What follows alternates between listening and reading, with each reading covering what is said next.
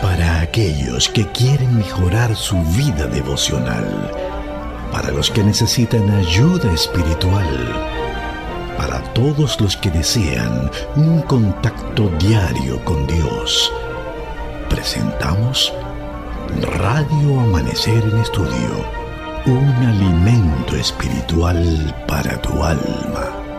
Con nosotros, el conductor de esta entrega, Pastor Juan Francisco Scroggins. Amigos de Radio Amanecer, la voz de la esperanza, una vez más estamos con ustedes en nuestra entrega de Radio Amanecer en Estudio. Estamos listos para iniciar la lección número 9 del trimestre. Recuerden que el propósito de este espacio es analizar cada trimestre un tema de vital importancia para que en toda parte del mundo todos estemos caminando en la misma dirección en torno al estudio de la palabra de Dios. Nuestra Iglesia Adventista utiliza una guía de estudio que en este trimestre se llama El Gran Conflicto y hasta el momento hemos estudiado 8 lecciones. Hoy vamos a entrar en una lección de vital importancia. Comprender esta lección le garantiza al ser humano acercarse cada día más a ese Dios bondadoso, a su ley de amor que está resumida en 2 grandes principios, o más bien 2 expresiones que nos invitan a observar los 10 mandamientos, como se ha dicho en el Nuevo Testamento. Así es que hoy estamos iniciando el fundamento del gobierno de Dios. Es el título general de la lección que estaremos estudiando durante toda esta semana, el fundamento del gobierno de Dios. Ahí vamos a descubrir cuál es ciertamente o en qué ciertamente se fundamenta el gobierno de Dios. El texto que va a servirnos de referencia se registra en Apocalipsis 12:17. Apocalipsis 12:17. Entonces el dragón se airó contra la mujer y fue a combatir al resto de sus hijos, los que guardan los mandamientos de Dios y tienen el testimonio de Jesús. Apocalipsis 12:17. Saludamos aquí en cabina a nuestro gran amigo y hermano, el pastor Cristian Veras, quien está con nosotros haciendo los comentarios a estas lecciones. Bendiciones, pastor. Gracias, pastor. Bendiciones de igual manera. ¿Cómo estás en este día? Todo bien, gracias a Dios, marchando, tratando siempre de hacer la voluntad de Dios por la gracia de su Espíritu. Amén, amén. Siga tratando, pastor. Claro. No se detenga. No. El que dejó de tratar o dejó de seguir, ahí mismo fracasó. Así es. Y a ustedes, amigos y hermanos, una bendición poder saber que están bien por la gracia del Señor y que sintonizan Radio Amanecer en Estudio a esta hora. Un abrazo de parte de estos servidores. Que Dios les bendiga. Les invitamos para que oremos y hablemos con nuestro Dios. Gracias, Padre querido. Nos permites poder presentar estos temas tan maravillosos. Gracias por esa bendición, por ese privilegio. Síguenos dirigiendo, usando para tu gloria y tu honra, y que las palabras que estos siervos tuyos hablen sean las palabras que tú deseas hablar a tu pueblo. En el nombre de Jesús hablamos contigo. Amén. Amén. Decíamos que el gobierno de Dios está fundamentado en algo. Cuando usted observa, por ejemplo, la naturaleza, y especialmente en lo que tiene que ver con la ecología, es la ciencia que se encarga de estudiar la relación estrecha que existe entre los seres vivos e inanimados, y mantener la armonía en la naturaleza tiene que ver con reglamentos, con leyes que se establecen de manera natural y que Dios la ha colocado allí. En el momento en que se rompen ciertas leyes que tienen que ver con la relación del ser humano con su medio ambiente o su hábitat, entonces empiezan los problemas.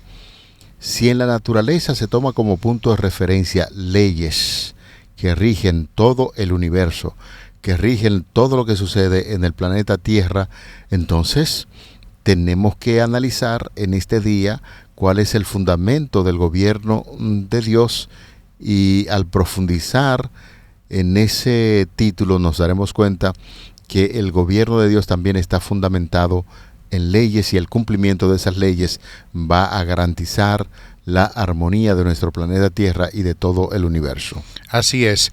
Ahora, es importante, me encanta mucho el título de la guía de estudio, El fundamento del gobierno de Dios. De esta lección número 9. Así es. Nosotros podemos hacer seminarios, inmensos seminarios acerca de este título, pero me gustaría hacer 2 comentarios en este respecto. Uno, Jehová tiene un gobierno, Jehová reina. Muchos salmos hablan del gobierno de Dios, que Jehová reina.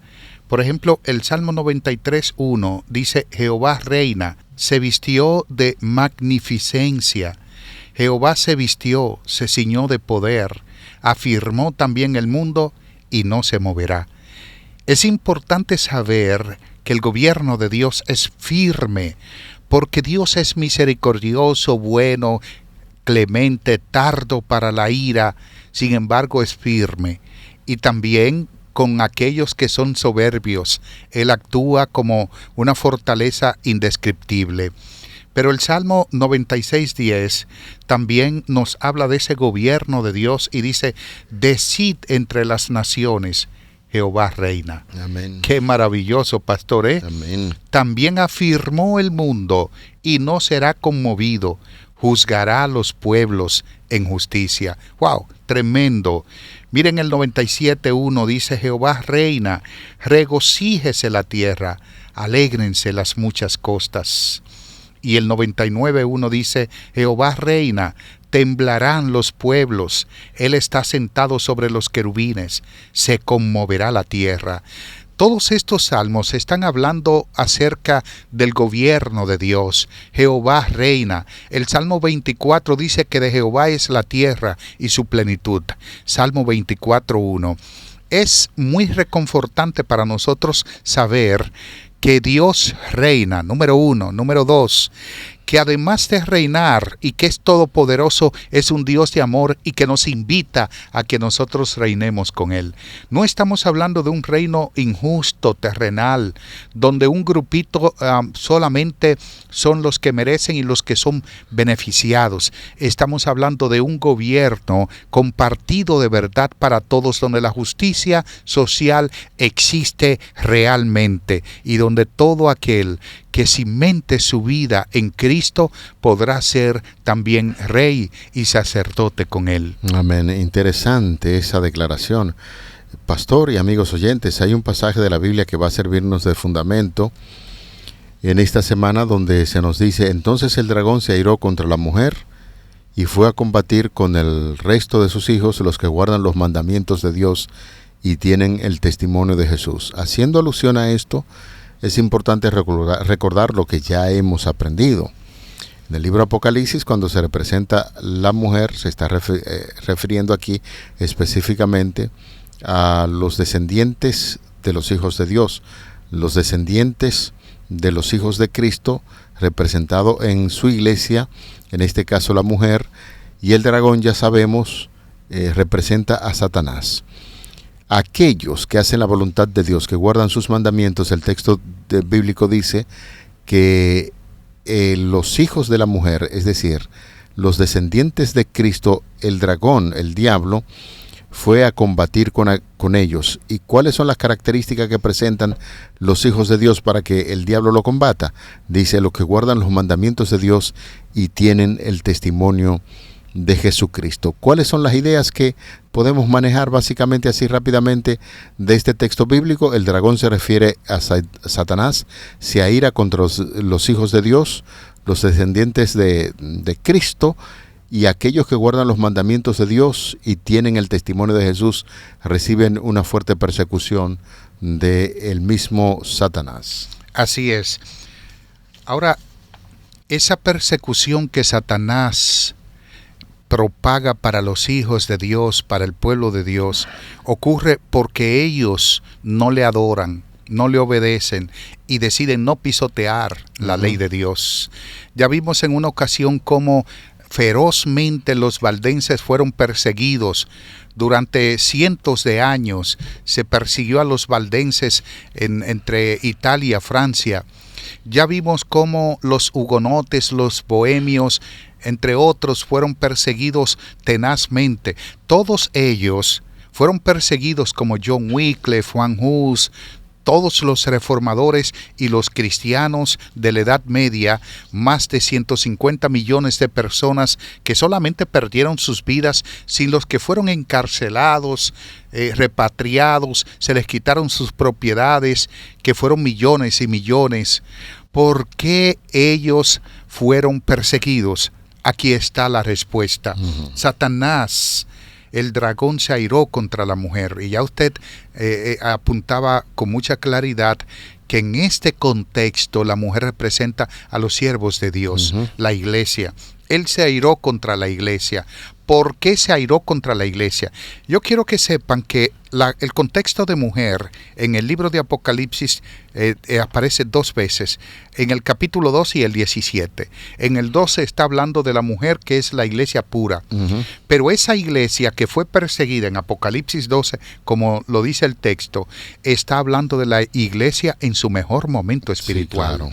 Por eso es que al estar en su mejor condición espiritual es perseguida, porque cuando el diablo ve que la iglesia se consagró, que no dio traste al abandono de la ley moral de Dios, sino más bien, como dice el Salmo 1, meditaba en su mente con respecto a la ley, andaba en los caminos del Señor, el diablo persigue. Y miren, fue a combatir el resto de los hijos de ella.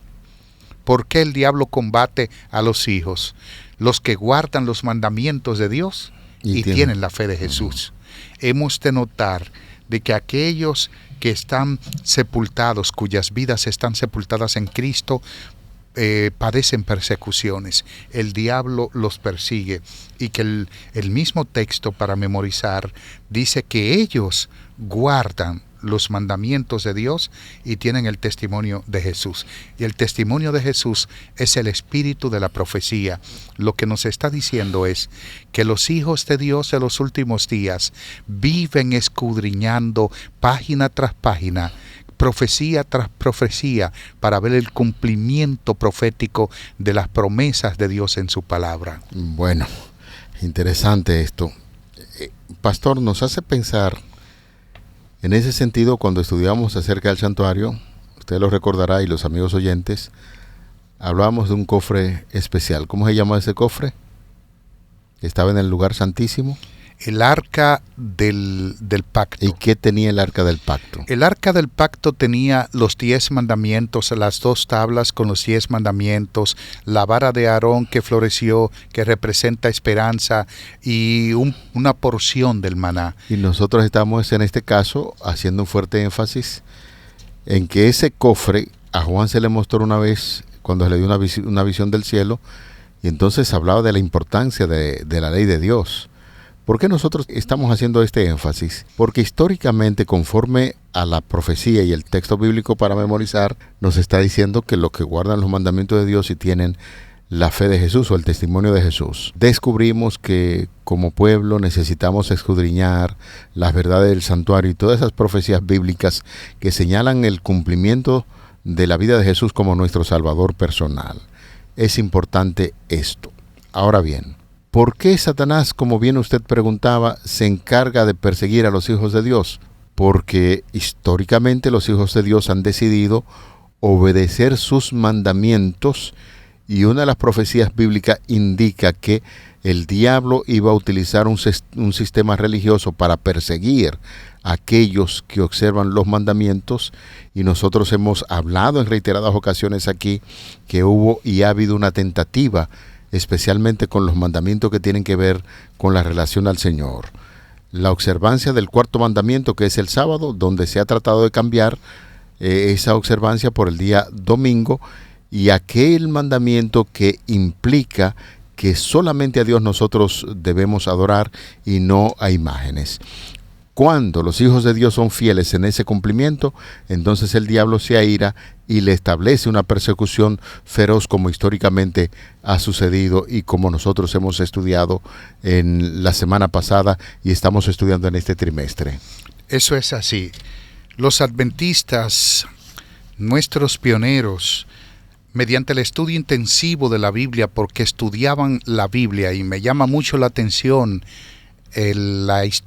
parte de la historia de William Miller. Ujú. Su esposa trabajaba la granja para que él pudiera estudiar la Biblia. ¿Está oyendo, pastor? Sí. Trabajaba la granja para que él leyera la Biblia. ¿Y sabes por qué? Porque ella también creyó en esa causa. Creyó que lo que él estaba haciendo era de parte de Dios, que era importante. Amén. Hoy nosotros hacemos un llamado a todo el pueblo, todo el que nos escucha, a que vuelva a estudiar la Biblia si la ha dejado de estudiar. Y si la estudia, hágalo con la guianza, la dirección del Espíritu Santo.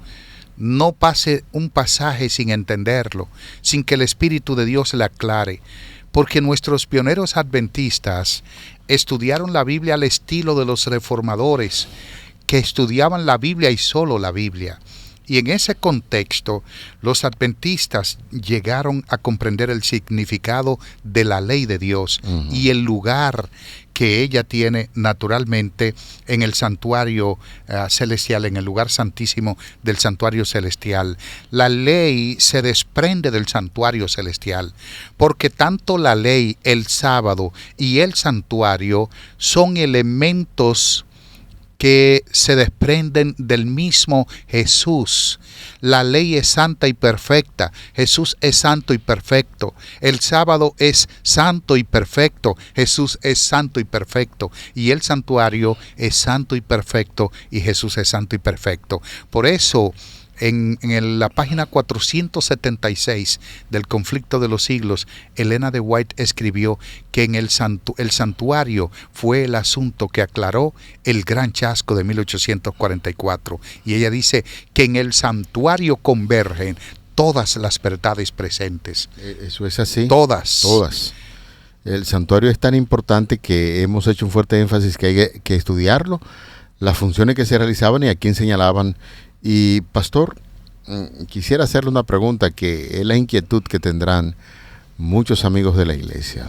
De hecho, cuando uno tiene que impartir campañas evangelísticas que habla con la gente, tiene que incluir la verdad del sábado, el cuarto mandamiento.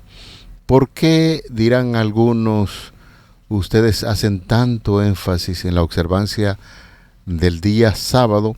E incluso en el comentario de este servidor inicial hablaba acerca también de la adoración de imágenes, que son dos mandamientos que hacen una abierta declaración de que Dios es el creador y que por lo tanto, como Dios es el creador, no se deben adorar imágenes.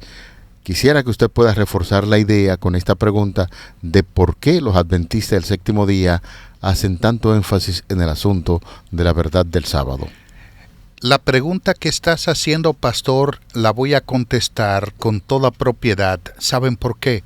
Porque para eso Dios levantó al movimiento adventista.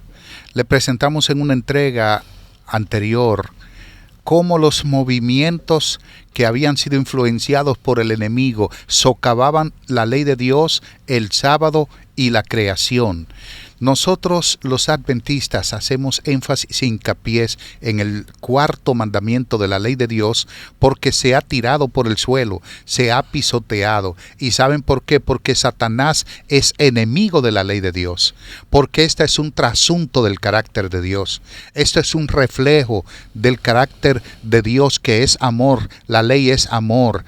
Por eso, amados, nosotros como pueblo que estudia la Biblia estamos haciendo un llamado también a toda la humanidad a que regresemos a el Creador, el que hizo los cielos y la tierra, y el fundamento de su gobierno está basado en una ley de amor, y dentro de esa ley de amor está el cuarto mandamiento de la ley de Dios. El Señor no ha dicho en su palabra en ningún lugar que el sábado ha sido quitado o abolido. Si el sábado ha sido quitado y si cualquier persona religioso, cualquier persona me busca una sola cita en la Biblia donde diga que el sábado fue quitado, yo dejo de ser un adventista del séptimo día. Pero el sábado no ha sido quitado, no ha sido quitado. Por lo contrario, el Señor reafirmó la santidad del sábado como el cuarto mandamiento de la ley de Dios. ¿Y saben por qué? Porque es el único mandamiento que reconoce a Dios como creador. Claro, pastor, al inicio de los comentarios de este servidor, pues estamos hablando de la armonía que existe en las leyes que cubren la naturaleza, la relación estrecha que hay entre los seres vivos y los animados. Cuando se rompen esos principios, esas leyes, entonces tenemos problemas que en la actualidad estamos viendo. Con estos ciclones, el mundo ha cambiado totalmente por la poca atención que el ser humano ha tenido con este asunto de la naturaleza. En relación a ese mandamiento, el libro de Apocalipsis hace una relación muy bonita y enlaza con la declaración del libro de Génesis acerca de la creación. Por eso Apocalipsis capítulo 14, versículos 6 y 7 dice: vi volar por en medio del cielo otro ángel que tenía el evangelio eterno para predicarlo a los moradores de la tierra, a toda nación, tribu, lengua y pueblo. Y es emocionante lo que dice el versículo número 7, diciendo a gran voz: temed a Dios y dadle gloria, porque la hora de su juicio ha llegado, y adorad a aquel que hizo el cielo, la tierra y el mar y las fuentes de las aguas. Es decir, que el mismo Juan está tomando como punto de referencia su declaración lo mismo que enseña el libro de Apocalipsis en torno a la creación. ¿Será acaso que esa creación no es literal o es el proceso como esas eras geológicas que algunos han llegado a pensar que se podría tomar esos días como si fueran 1000 años o millones de años, o es literalmente lo que dice la Biblia en torno a la creación? Precisamente dentro del gran conflicto, Satanás ataca la ley de Dios porque en ella está el cuarto mandamiento. La pregunta que usted está haciendo de el postulado de Charles Darwin, Wallace, Herbert Spencer, Thomas Willett, entre otros científicos, todo eso gira en torno a que el enemigo en el gran conflicto persigue, número uno, la creación. Si él tiene el control de la creación, va a ser adorado y él quiere la adoración. Número dos, persigue también que la gente piense que los 6 días de la creación fueron simbólicos, eras geológicas, porque así el sábado será simbólico y no literal. Y así quita el cuarto mandamiento de la ley de Dios. Noten que hay un propósito para el sábado. En Éxodo capítulo 20 dice, 6 días trabajarás. 28 al 11. 6 días trabajarás y harás todas tus obras. Pero luego antes dice, acuérdate del séptimo día para reposarlo o para santificarlo. 6 días trabajarás y harás todas tus obras, mas el séptimo día será reposo para Jehová tu Dios. No hagas en él obra alguna, tú, ni tu hijo, ni tu hija, ni tu siervo, ni tu criado, ni tu bestia, ni tu extranjero que está dentro de tus puertas, porque en 6 días hizo Jehová. Y hemos de notar que la creación tiene un sello divino. Jehová es el creador. Fue Jehová quien en 6 días hizo los cielos y la tierra. Y luego dice, y en el séptimo descansó. Y no descansó porque estuviese cansado. Descansó para enseñarnos que nosotros debemos hacer un alto en nuestras labores y entonces reconocerlo como nuestro creador, como nuestro redentor, como nuestro sustentador y evidentemente como el que nos dará la glorificación final en torno a la segunda venida de Cristo. De manera, pastor, estimados amigos, que por eso es que el enemigo ataca tanto la creación, los días, si son literales o simbólicos. Los días y la palabra yom que utiliza Moisés en Génesis se refiere a un día literal. El argumento de entrada que presenta la lección para este día, pues esa es la idea que presenta, de la ley divina, resaltando especialmente la ley del sábado, que es el cuarto mandamiento, que junto con Juan hace una conexión para decirnos que el Señor es el creador. El objetivo de esta lección que estamos iniciando en el día de hoy es el vínculo entre el santuario, la ley de Dios, el sábado y la crisis que se avecina en torno a la marca de la bestia. Esta semana vamos a incluir en nuestros comentarios ese ingrediente que ya todos ustedes conocen, pero que sería importante recordar, porque en el libro de Apocalipsis se hace mención de bestias. Ya leíamos y estudiábamos en el libro de Daniel acerca de bestias y vimos que se está refiriendo a algunos gobiernos. La palabra de Dios se va, o personajes, reyes, se va definiendo ella misma. De manera que reiteramos, el objetivo de la lección de esta semana tiene que ver con ese vínculo del santuario ya estudiado. La ley de Dios, ya usted decía, pastor, es su carácter. Por eso cuando analizamos la ley de Dios vemos dos grandes principios: el amor supremo a Dios, que se definen en los primeros 4 mandamientos, y luego el amor que debe ejercer el ser humano con el prójimo. Está resumido en 6 mandamientos. Así es que vamos a hablar del sábado, de la crisis que se avecina en torno a la marca de la bestia, y también vamos a explorar lo que es la relevancia del sábado para la generación del tiempo del fin y cómo enseñó Jesucristo, porque decíamos que el testimonio de Jesucristo es el espíritu de la profecía.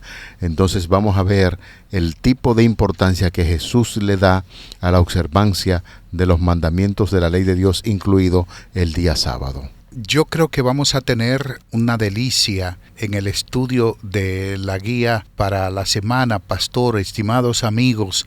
Qué bendición. Manténgase siempre con su guía de estudio, su Biblia en la mano, para que cada día podamos estudiar y que realmente nos demos cuenta y nos percatemos que el contexto del conflicto de Satanás hacia la ley es la adoración. Él quiere la adoración, y por eso el Señor nos llama, nos invita a través del mensaje de los 3 ángeles, como usted apuntaba, a que lo adoremos a Él, no porque Él quiera adoración. Y quisiera aclarar de que Dios no es que quiere la adoración, ni necesita la adoración, mucho menos, es que Él la merece como creador y le exige como creador, porque Él es el creador, pero no es que la necesita, sino más bien que cuando nosotros la adoramos, somos nosotros los beneficiados. Los beneficiados, esa es la gran idea. Vamos a orar. Señor, gracias te damos, porque desde la eternidad siempre tu gobierno ha sido de orden, regido por leyes. Y así como nosotros los seres humanos procuramos y nos ocupamos de cumplir con reglamentos para vivir en armonía, así también tu santa ley de Dios, que es lo principal de tu gobierno, también ayúdanos a darle la importancia que amerita la observancia de esos mandamientos. Amén. Continúa con tus hijos hoy y siempre, favores que pedimos en el nombre de Jesús. Amén. Amén. Amén. Para aquellos que quieren mejorar su vida devocional, para los que necesitan ayuda espiritual, para todos los que desean un contacto diario con Dios, hemos presentado Radio Amanecer en Estudio, un alimento espiritual para tu alma.